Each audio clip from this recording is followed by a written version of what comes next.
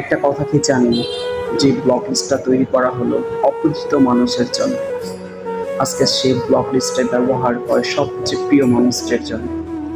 একটা বার ভেবে দেখেছেন, ব্লক লিস্ট তৈরি করা হয়েছিল অপরিচিত মানুষ যেন ডিস্টার্ব না করতে পারে প্রিয় মানুষদের।